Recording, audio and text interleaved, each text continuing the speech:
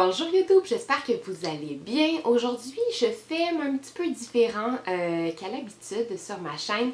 Je vais faire une vidéo de romans. Mais j'ai pris des romans qui sont sortis en septembre, d'autres en octobre. Mais je les ai regroupés sous le thème de l'Halloween. Donc c'est ma fête préférée. J'adore lire des livres d'horreur, de peur, de suspense, d'enquête à mes élèves. Alors je les ai tous regroupés. Ce sont tous des réceptions littéraires. Mais d'habitude, il y en a peut-être que j'aurais attendu puisqu'ils ont été reçus en octobre. J'aurais fait ma revue donc au début du mois de novembre. Mais là, je me dis que c'est en ce moment que vous voulez savoir ma critique pour ces romans. Alors c'est pour ça que j'ai décidé de la faire tout de suite, comme d'habitude. Je ne suis pas payée pour vous faire cette chronique mensuelle-là. Je le fais vraiment juste parce que j'adore parler de livres avec vous. Et là, je le dis tout de suite, j'ai essayé un différent réglage là, pour filmer ma vidéo. J'ai remarqué que souvent là, ma caméra, parce que c'est rare que je me réécoute, fait que je ne l'avais pas vu, mais ma caméra elle cherche souvent à faire le focus. Ça peut être un peu étourdissant à m'écouter, donc bravo à ceux qui réussissent quand même. Mais donc j'ai essayé un différent réglage, on verra si ça s'améliore. Je vais commencer, je pense, sans plus attendre. C'est une grosse pile, donc beaucoup de romans. Je dirais surtout fin deuxième cycle et troisième cycle et secondaire. La pile du bas, là, à partir de la moitié, je dirais, là, je ne les ai pas lus. Donc, je vais avoir besoin de votre avis, mais puisque c'est tellement dans le thème, j'ai quand même décidé de les mettre dans la vidéo. Donc sans plus attendre, je vais commencer avec les deux nouveautés de la collection noire. Nous avons ici le manoir Hillcrest. C'est le premier que j'ai lu quand je l'ai reçu. Quand je les ai reçus, les deux, c'est écrit par Sandra Dussault et illustré par Martin Côté. C'est un roman qui m'a fait un petit peu penser aux Vieux livres sont dangereux. On est dans une ambiance très gore, très... Sandra Dussault a vraiment réussi à rendre l'environnement très épeurant sans que le livre soit très épeurant.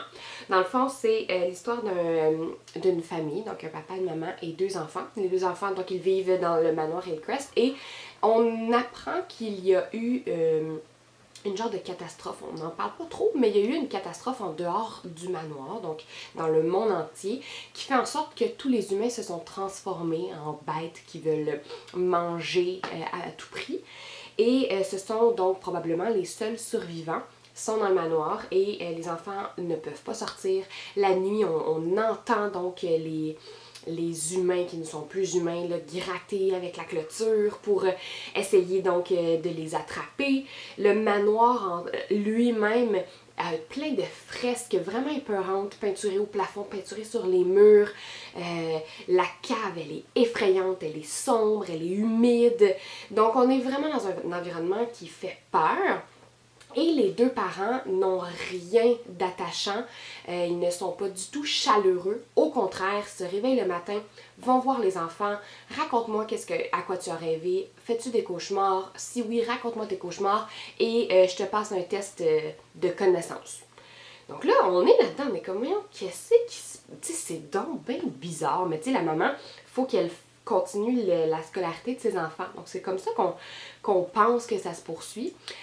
Jusqu'à ce que l'enfant va faire, l'enfant principal, comment il s'appelle, donc Finnegan, va faire une découverte dans le sous-sol, va avoir accès à des articles de journaux qu'il lui ne sait pas c'est quoi. Là, on s'entend, il y a comme 13 ans, ça fait 13 ans qu'il vit dans le manoir, il n'a aucune idée de ce qui l'entoure, de ce qui l'entourait du monde antérieur.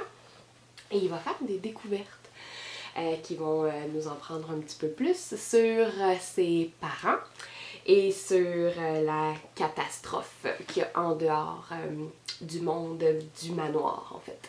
Donc, je vous en dis pas plus. Le graphisme, évidemment, est intéressant et tout ce qui est en noir, là, on est vraiment là, dans le manoir, comme je vous dis. L'environnement est lugubre. C'est vraiment génial. Et là, je vous montre tout de suite que on a une partie en blanc. Je vous laisse faire des références. Ensuite, nous avons le cinéma de l'horreur. Donc, celui-ci, c'est écrit par Denis Côté et illustré par Cab. Ici, le cinéma de l'horreur, c'est un 2 lunes. Ah, j'ai oublié de le dire. Ouais, lui aussi, c'est un 2 lunes, donc 9 ans et plus.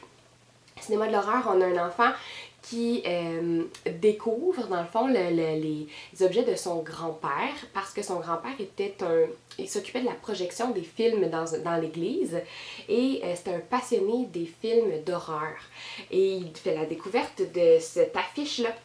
Et cette affiche-là avec le grand titre, et lui, il trouve ça donc bien beau. Puis là, il fait vraiment comme il développe une passion soudaine, va rechercher sur Internet, va regarder des films des années 50, puis il est vraiment passionné par ça. Puis là, il affiche l'affiche dans sa chambre parce qu'il la trouve très belle. Mais il y a des choses qui se passent, puis là, il se met il la trouve tellement belle l'affiche qu'il veut rechercher un petit peu sur ça, sur ce film-là, il aimerait donc l'écouter, mais là, le film n'a pas l'air d'exister. Le film, même quand il tape les acteurs du film qui sont inscrits sur le poster, Google n'en parle jamais. Donc là, ça y met comme la petite puce à l'oreille. Et en même temps, il faut qu'il se couche parce qu'il se sent vraiment épuisé. Il se sent vidé, plus d'énergie. Et le lendemain, ça reprend. Puis là, il fait comme une petite fixation sur le film, une fixation sur l'église où c'était projeté parce qu'elle va bientôt se faire démolir pour bâtir une tour de condo. Donc, il fait comme une fixation et il se sent de plus en plus épuisé. Et j'en dis pas plus. Donc ici, les illustrations sont chouettes, sont pas... j'ai pas trouvé que c'était épeurant. Donc des belles illustrations qui me font un petit peu penser à un style d'illustration qu'on verrait dans un album. J'ai oublié de regarder Cab s'il avait, ou si elle avait, en fait, je sais pas si c'est qui Cab, mais c'est pas des illustrations qui sont vraiment épeurantes comme dans d'autres collections noires qu'on a vues, mais l'intérieur, c'est chouette parce qu'on a un rappel, dans le fond, du monde du cinéma avec la projection ici, par exemple, chapitre 7. Et là, on commence le chapitre. Mais ce que j'ai le plus aimé, c'est qu'on a des codes QR pour aller écouter de la... je me rappelle plus comment ça s'appelle. Térébentine, qui est comme de la petite musique de science-fiction, horreur, là, tu sais, comme dans les aigus, là, vous regardez, tu sais, c'est sûr que ça va vous dire quelque chose quand vous allez l'écouter. Et moi, je les mettais en même temps de lire les passages où on entendait la musique. Et pour vrai, l'effet est vraiment réussi. Là. Même moi, en plein jour dans mon salon, on dirait que j'aimais pas ça, l'écouter cette dite musique. Donc, l'effet est vraiment réussi pour ça.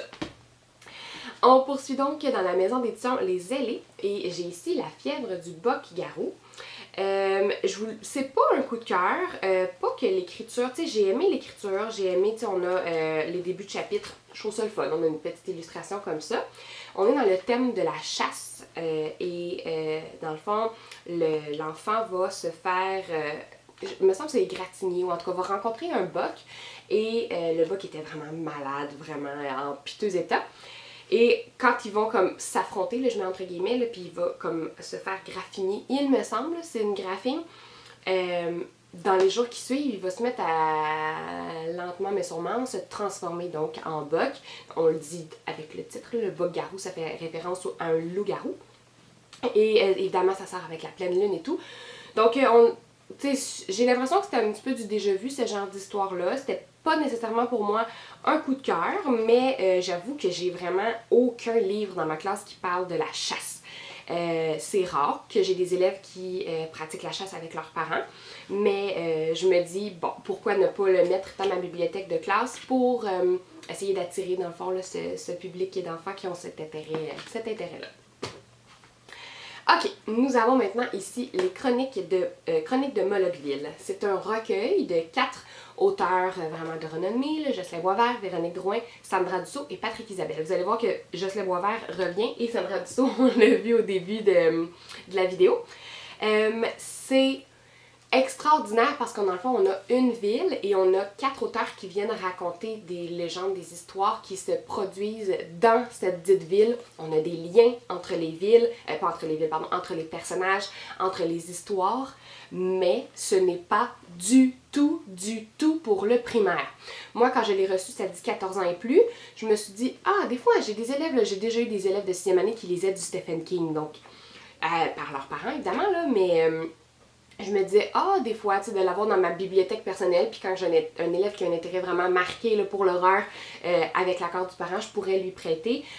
Pas du tout. Ici, je serais pas du tout à l'aise de le prêter. D'abord, la première nouvelle, elle est vachement épeurante.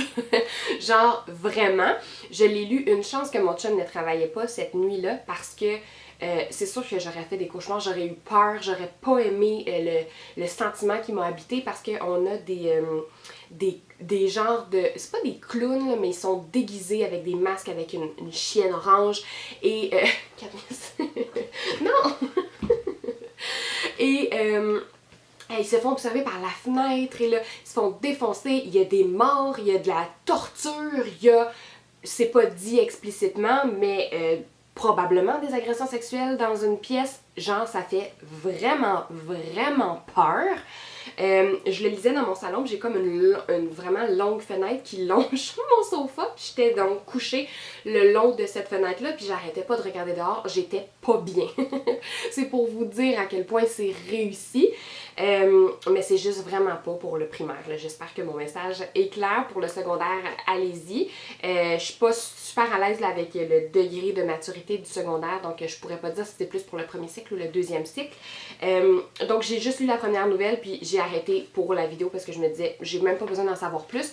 Je sais que la troisième nouvelle, si je me souviens bien, c'est carrément sur un trip de champignons magiques, là. Donc...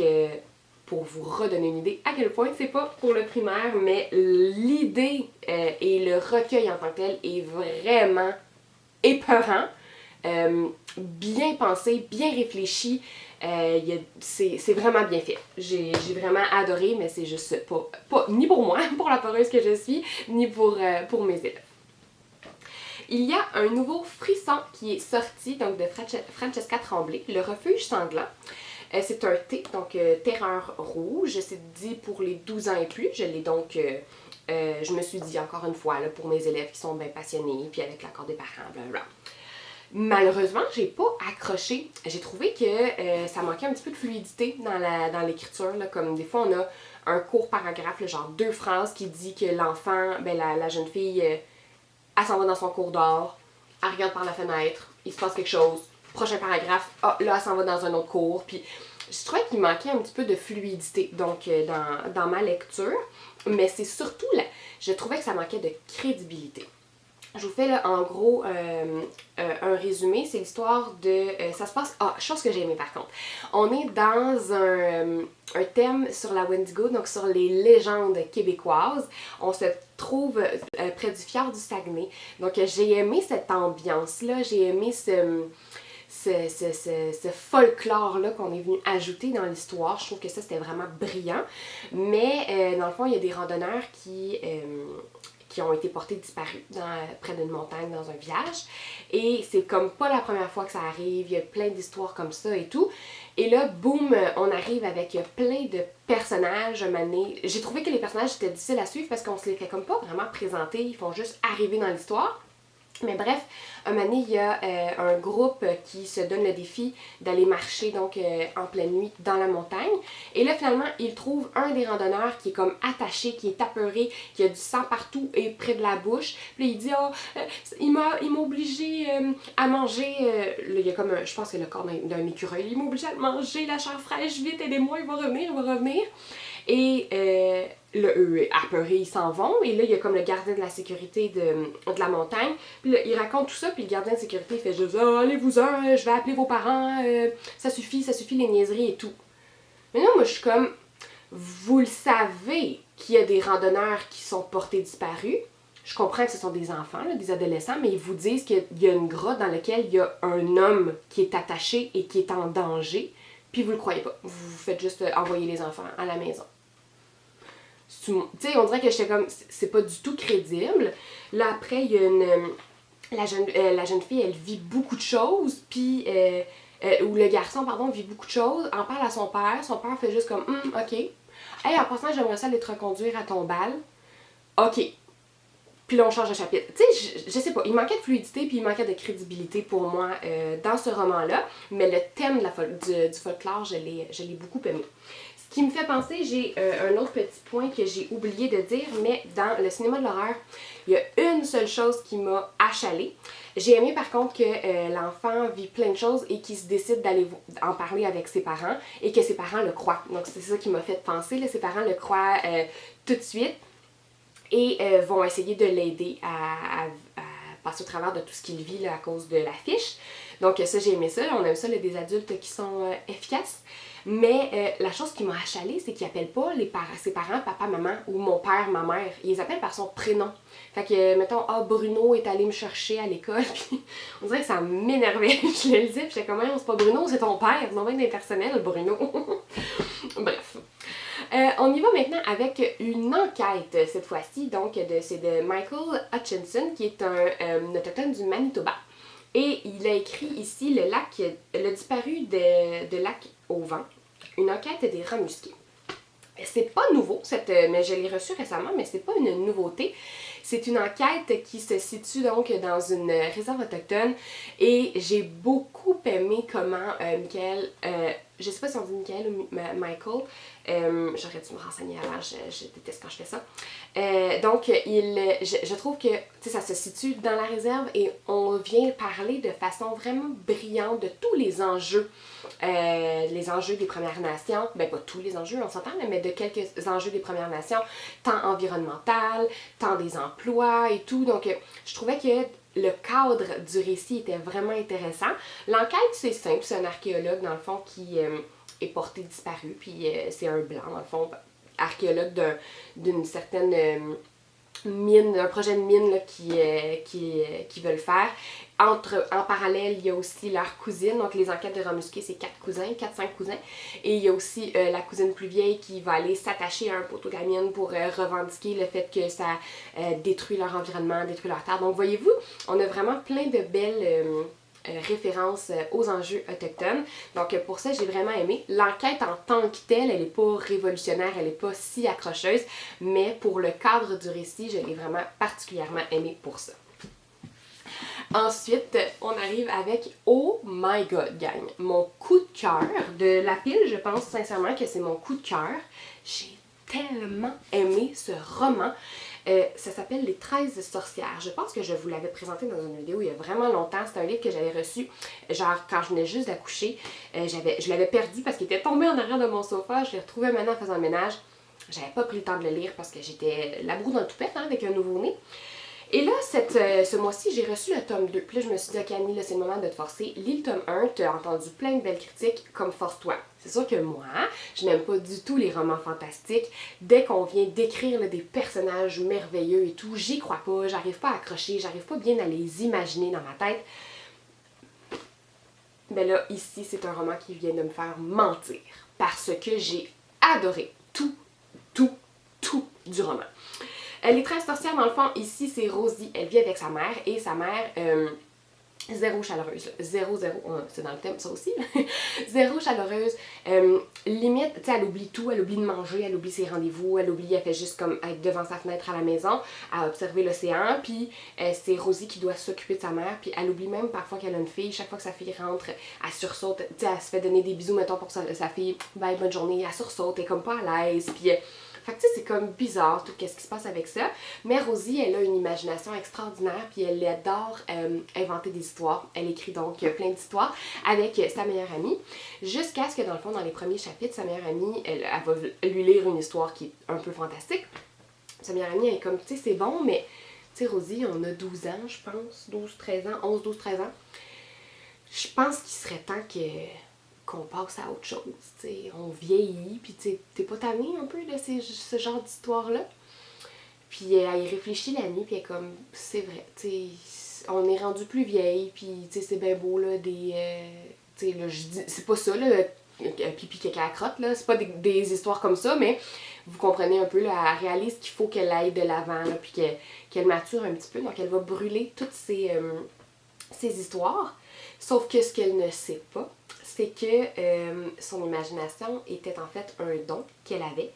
Et en brûlant ces histoires, elle va activer le don de clairvoyance et elle va se mettre à voir des fantômes. Et là, les fantômes vont lui expliquer qu'ils ont toujours vécu avec eux dans la maison, mais surtout, ils vont lui expliquer pourquoi sa mère, elle est comme ça. Et ça a un lien avec les 13 sorcières. Les 13 sorcières qui se nourrissent du malheur des autres, qui veulent mettre le désordre. Donc tout ce qui est négatif, ce qui est vraiment là, tout ce qui est malheureux qui se passe dans le monde, mais c'est à cause de toutes les sorcières. Et la sorcière de la mémoire, c'était la voleuse de mémoire, c'est elle donc qui a jeté un sort à sa mère. Et là, il va falloir qu'on comprenne pourquoi. Il va falloir qu'on essaye de tuer cette sorcière-là pour avoir la mémoire de sa mère. Et donc, elle va s'embarquer dans cette aventure-là. Elle reste toujours dans le monde réel. C'est juste que la nuit, le monde merveilleux, dans le fond, là, avec sa clairvoyance, elle va voir, prend vie, dans le fond. Donc, c'est pour ça que j'ai aimé ça, je pense, parce qu'on est quand même ancré dans le réel. Les sorcières, de la façon qu'elles sont décrites, elles sont épeurantes, vraiment. Et on n'est pas avec des sorcières, là, tu sais, Wingardium Leviosa, là, pas du tout. On est vraiment avec des sorcières qui se nourrissent du mal. C'est pour vous donner une idée. Donc, c'est honnêtement tellement bon. Je sais pas si j'ai bien réussi à vous l'accrocher. Pour vous donner une idée, je n'accroche jamais au genre fantastique. Et là, je l'ai lu. Puis c'est le genre de roman que je me levais le matin et que j'avais hâte à ma période de lecture dans la journée. Genre, j'avais hâte que mon coco se couche pour que je puisse continuer ma lecture. Ça n'en dit long là, sur mon appréciation. Et donc là, le tome 2 est sorti et j'ai donc bien hâte de le lire. Puis, il y a aussi une très belle amitié dans ce roman-là. On a aussi tout le processus que nos enfants du 3e cycle vivent un peu, là, justement, de il faut que je mature, mais j'aime encore le monde de l'imagination, j'aime encore le monde de l'enfance, j'aime le monde imaginaire, mais la société s'attend de moi à ce que je vieillisse un peu. Alors ça, j'ai vraiment aimé ce parallèle-là, puis sa meilleure amie, elle va devenir amie avec d'autres mondes, donc il va y avoir un petit peu de jalousie, mais c'est bien fait. C'est pas de la jalousie féminine envers les gars, envers ah, t'es plus mon ami. Je trouve que c'était très crédible et c'est vraiment ce que les enfants et ce que les jeunes filles, surtout dans nos classes, vivent comme deuil d'amitié à vivre, mais en même temps que c'est pas un deuil d'amitié, qu'il faut juste accepter que c'est correct que notre amie, elle ait d'autres amis, elle ne nous appartient pas. Donc j'ai trouvé que ce message-là était vraiment beau aussi et était très délicat. Non, vraiment, là, j'ai beaucoup aimé les deux jeunes filles, justement, là, du roman, sont bien construites, ça va être des beaux personnages inspirants, je pense, pour nos élèves. Et là, on embarque dans la pile que je n'ai pas lue, mais que j'ai quand même des choses à vous dire. Je ne l'aurais pas faite sinon, on s'entend. Le monde paranormal d'Odile, ça c'est le tome 2, mais moi j'avais lu déjà le tome 1. Dans le fond, Odile, c'est une jeune fille qui, sa meilleure amie, est un fantôme. Et son fantôme, dans le fond, la suit partout dans l'école, la suit depuis qu'elle est enfant. Et il y a une autre élève de la classe qui va devenir amie. Donc là, ils vont comme faire un triangle amical, mais là, j'avoue que je me rappelle pas. Est-ce que son ami la voit aussi, le fantôme? Je pense que oui. Je pense que son ami aussi la voit. Bref. Et là, Mané, ils vont se promener dans un cimetière, puis il y a comme le groupe des filles cool là, qui va arriver, puis qui va les mettre au défi de dire Bloody Mary 3 fois devant la tombe. Ce qu'elles vont faire par orgueil et ça va réveiller donc Bloody Mary. Et Bloody Mary, il y a quand même une scène, tu sais, la couverture elle a l'air pour plus jeune, mais il y a quand même une scène là, dans le tome 1, la scène justement où Bloody Mary là, va attaquer les personnes qui étaient présentes là, au cimetière. Ça donne un peu de frisson dans le dos. Là, une chance que c'est juste une petite scène parmi tout le roman, mais pour vos très très très peureuses dans votre classe, je le recommanderais pas juste à cause de cette petite scène-là, ou peut-être de les avertir de le lire en plein jour, en plein soleil. Mais à part de ça, j'avais bien aimé ma lecture. Sincèrement, c'était rigolo par moments, c'était bien construit, le suspense était là. Donc j'ai hâte de lire le tome 2, mais si vous ne connaissiez pas dans le fond cette série-là, je vous la recommande. C'est écrit par Ariane Charland aux éditions Michel Quintin. Ensuite, Jocelyn Boisvert, donc, a une collection chez Les Malins qui est la collection Même pas peur. Donc, c'est une collection d'horreur chez Les Malins. C'est sa collection à lui. Et là, je ne l'ai pas lu. Malheureusement, je l'ai ouvert avant hier, je pense. Là. Mais je vous lis le résumé. Croque-mort de profession. Le père de Justin possède une impressionnante collection de cercueils. Dans une atmosphère de rigolade, Justin et son meilleur ami Huan testent le confort des différentes tombes pour leur chaîne YouTube appelée Paranormal. Mais depuis que Justin s'est allongé dans le cercueil vaudou que vient d'acquérir son père, il éprouve une fascination morbide pour ce coffre étrange. Il en vient même à le soupçonner d'avoir le pouvoir de remonter le temps et de ressusciter les morts. À la recherche de preuves, Justin et Huan apprendront à leurs dépens que jouer avec la ligne du temps peut avoir d'effroyables conséquences. Donc, je me rappelle avoir lu les autres. Je vous montre l'intérieur, c'est très aéré. Donc, on n'est pas... on est dans une lecture qui va être... rapide, là, à la Jocelyn Boisvert, justement, là, un beau rythme rapide, des courts paragraphes, des dialogues. On a parfois donc des petites illustrations, mais les illustrations sont plus dynamiques, j'ai envie de dire. Donc, j'ai hâte de voir si ça va faire réellement peur. Mais les autres de la collection, j'en avais lu un, s'il me semble. J'ai pas été marquée, là, tu sais, rapidement comme ça, il n'y a rien qui me vient en tête, donc ça devait pas être mauvais, mais ça devait pas être un coup de cœur non plus. Mais ça peut faire différent là, de la fameuse collection noire que les élèves, justement, surtout arrivés au 3e cycle, il y a des élèves qui l'ont lu au complet, là, j'ai envie de dire, là, la collection noire, donc ça pourrait être une belle collection à leur offrir. J'ai ici, je pense que je vais y aller avec lui ici avant. L'Engrange-Temps, donc de Nell Pfeiffer. C'est un fantasy. C'est pas du tout mon genre, je ne pense pas que je vais être capable de le lire. Je suis allée lire par contre des critiques, donc entre autres de Sophie. Sophie Lee, quand je sais pas, quand j'ai pas le temps de lire un livre, c'est sûr que c'est à elle que je fais quoi. C'est son jugement à elle que j'écoute. Elle a bien aimé. Elle a dit que c'est sûr que le fantasy, ça prend du temps parce qu'on a comme tout un nouveau monde là, à venir d'écrire des nouveaux personnages. Donc ça prend du temps avant qu'on embarque. Mais elle dit qu'un coup que l'histoire commence, elle est vraiment elle a été captivée par sa lecture. Je suis allée lire aussi d'autres critiques sur Goodreads et c'est la même chose là, vraiment. Là, les gens trouvent que c'est un très bon fantasy. On vient jouer avec le temps, on vient jouer avec des bonds en arrière, on vient jouer avec un monde en lien avec les horloges et tout. Je pense qu'il y a une histoire d'amour également. Donc, je vais l'apporter dans ma classe. Je vais essayer de le faire lire si j'ai un élève qui est intéressé par ce genre littéraire-là. Et je vous en redonnerai des nouvelles là, si jamais c'est un coup de cœur pour certains. Mais comme je vous dis, là, c'est trop un genre qui est particulier que je pense pas que je vais être capable de lire. Et aussi, c'est très volumineux. Et un autre roman qui est vraiment très volumineux que je ne lirai pas à cause de ça. J'aurais dû regarder le nombre de pages, j'y ai pas pensé. Donc c'est Message. C'est écrit par Marc Quentin et Isabelle. Je pense qu'Isabelle c'est... je sais pas.